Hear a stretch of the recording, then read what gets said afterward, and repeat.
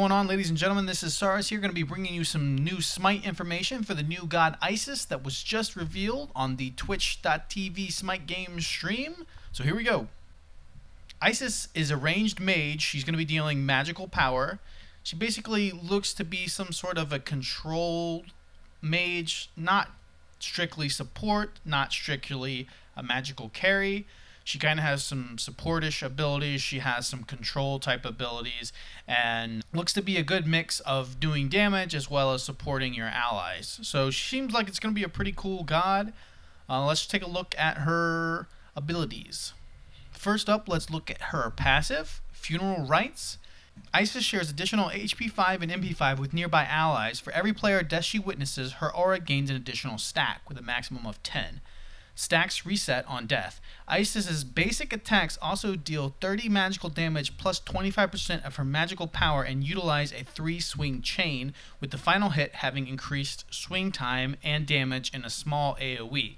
Now, that part of her passive, the second part of the passive with the auto-attacking part doing the extra magical damage, is not fully implemented. That could change. That's something that they definitely are tweaking and working on, so that was definitely not something that's solid in the game yet. Anything could potentially change, but right now that thing with the magical power on the auto attacks is something that's definitely not solid as of yet.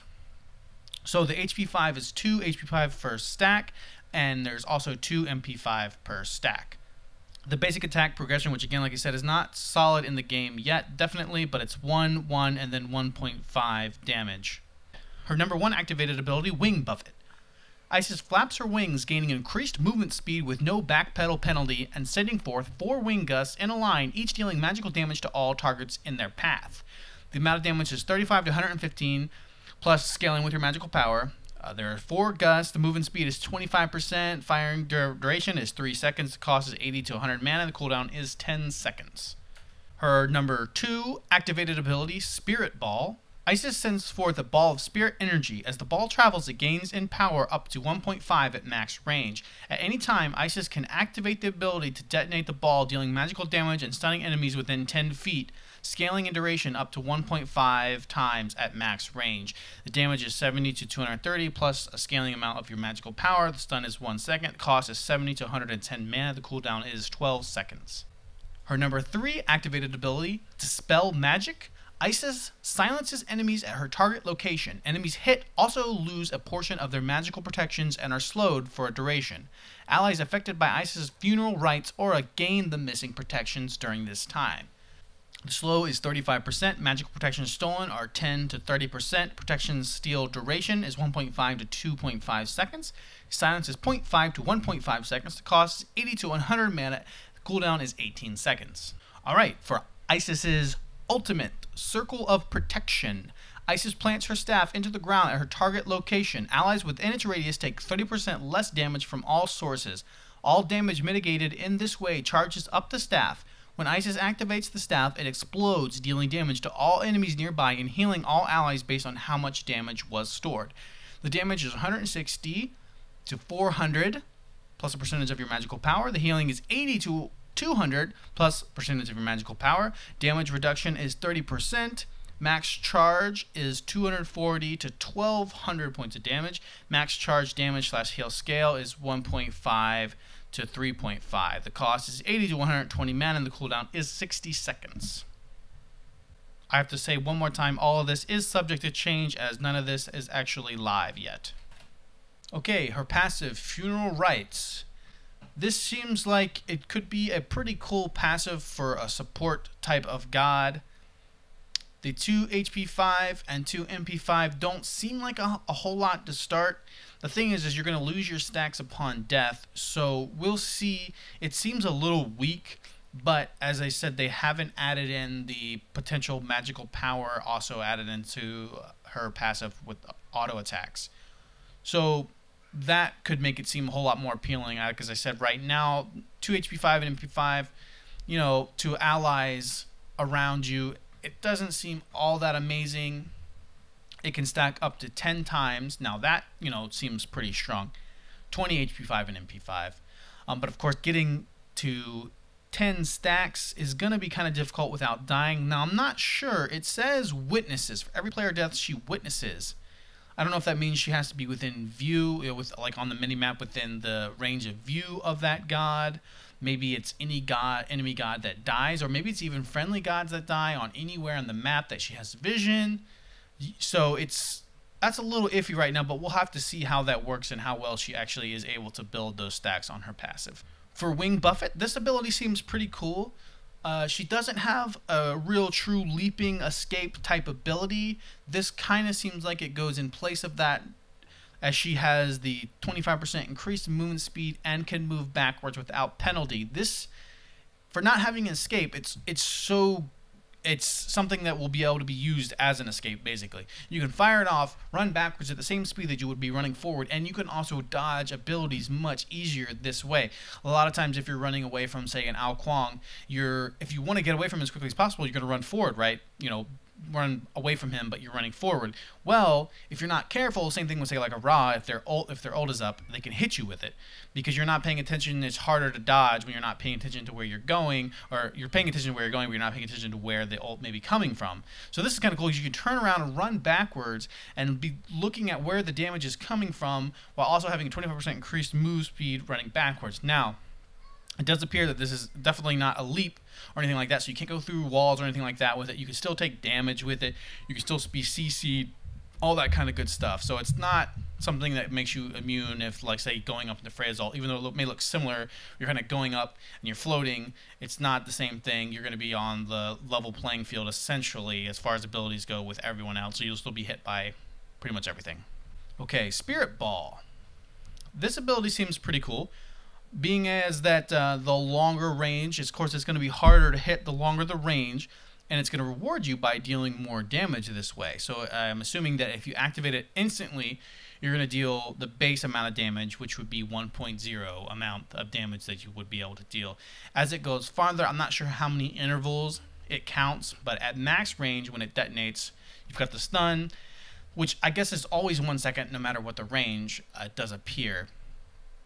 For a 10-foot area of effect stun for 1 second, but the damage can go up to 1.5 times what it normally would have done if you had activated it immediately, as to if it had been, you know, if you let it go the whole range.